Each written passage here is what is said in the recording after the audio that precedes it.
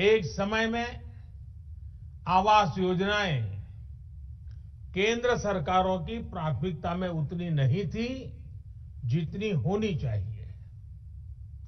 सरकार घर निर्माण की बारीकियों और क्वालिटी पर नहीं जाती थी, लेकिन हमें पता है बिना काम के विस्तार में ये जो बदलाव किए गए हैं,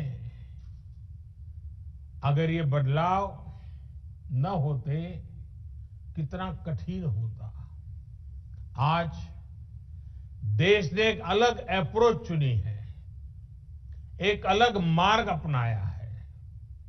साथियों, हमारे यहां ऐसी कई चीजें हैं जो प्रक्रिया में बदलाव किए बिना ऐसे ही निरंतर चलती जाती है, चलता है, होए दो।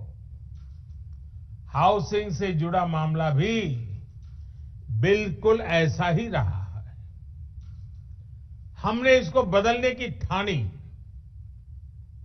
हमारे देश को बेहतर टेक्नोलॉजी क्यों नहीं मिलनी चाहिए? हमारे गरीब को लंबे समय तक ठीक रहने वाले घर क्यों नहीं मिलने चाहिए? हम जो घर बनाते हैं वो तेजी से पूरे क्यों ना हो? सरकार के मंत्रालयों के लिए ये जरूरी है कि वो बड़े और सुस्त स्ट्रक्चर जैसे ना हो, बल्कि स्टार्टअप की तरह चुस्त भी हो और दुरुस्त भी होने चाहिए। इसके लिए हमने ग्लोबल हाउसिंग टेक्नोलॉजी चैलेंज का आयोजन किया और दुनिया भर की अग्रणी कंपनियों को हिंदुस्तान में निमंत्रित किया। मुझे खुशी है कि दुनिया भर की 50 से ज्यादा इनोवेटिव कंस्ट्रक्शन टेक्नोलॉजी ने इस समारोह में हिस्सा लिया, इस स्पर्धा में हिस्सा लिया। इस ग्लोबल चैलेंज से हमें नई टेक्नोलॉजी को लेकर इनोवेट और इंक्यूबेट करने का स्कोप मिला है।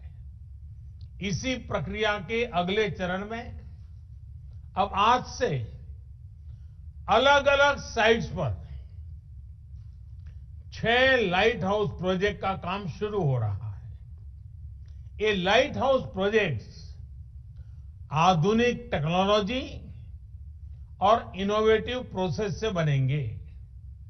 इसमें इंफ्रास्ट्रक्चर का टाइम कम होगा, इसमें कंस्ट्रक्शन का टाइम कम होगा और गरीबों को ज्यादा रेजिलियंट, अफोर्डेबल और कंफर्टेबल घर तैयार होंगे। जो एक्सपर्ट्स हैं उन्हें तो इसके बारे में पता है, लेकिन देशवासियों को भी इनके बारे में जानना जरूरी है, क्योंकि आज ये टेक्नोलॉजी एक शहर में इस्तेमाल हो रही है, कल को इन्हीं का विस्तार पूरे देश में किया जा सकता है।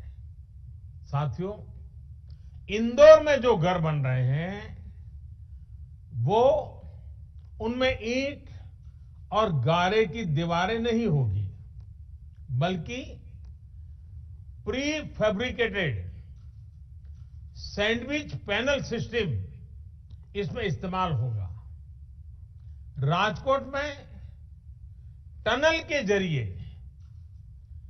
मोनोलिथिक कंक्रीट कंस्ट्रक्शन इस टेक्नोलॉजी का उपयोग करेंगे।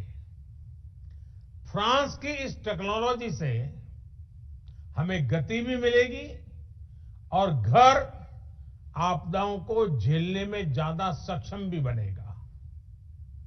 चेन्नई में अमेरिका और फिनलैंड की प्री कास्ट कंक्रीट सिस्टम का उपयोग करेंगे, जिससे घर तेजी से भी बनेगा और सस्ता भी होगा।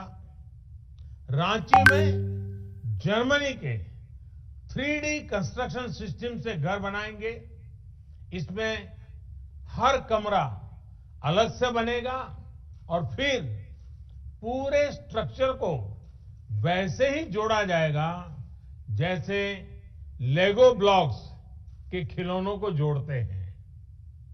अगरतला में न्यूजीलैंड की स्टील फ्रेम से जुड़ी टेक्नोलॉजी से घर बनाए जा रहे हैं। जहां भूकंप का खतरा ज्यादा होता है वहां ऐसे घर बेहतर होते हैं। लखनऊ में कनाडा की टेक्नोलॉजी यूज कर रहे हैं जिसमें प्लास्टर और पेंट की जरूरत नहीं पड़ेगी और इसमें पहले से तैयार पूरी दीवारों का उपयोग किया जाएगा। इससे घर और तेजी से बनेंगे।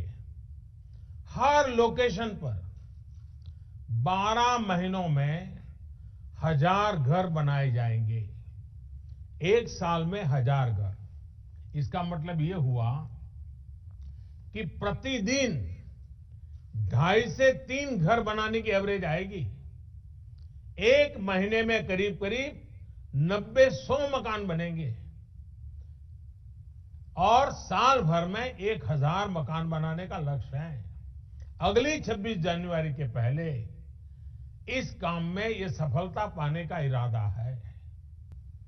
मैं आज आप सबको इस 6 लाइट हाउस एक प्रकार से हमारे नई पीढ़ी को, हमारे टेक्नोलॉजी और इंजीनियरिंग के विद्यार्थियों के लिए ये सबसे ज्यादा उपयोगी हो, ये मेरा इच्छा रहेगी।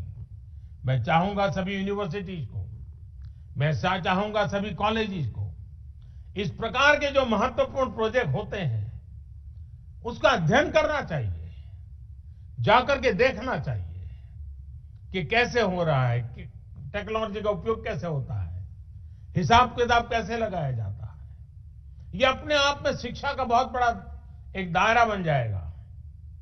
और इसलिए मैं देश के सभी युवा इंजीनियरों को, टेक्नीशियनों को विशेष रूप से निमंत्रण देता हूं। इस लाइट हाउस से जितनी लाइट वो ले सकते हैं ले, और अपनी लाइट जितनी उसमें डाल सकते हैं डालें, अपने दिमाग की लाइट जितनी लगा सकते हैं लगाएं।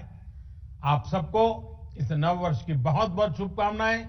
इस 6 लाइट हाउस के लिए बहुत बहुत शुभकामनाएं। बहुत बहुत धन्यवाद।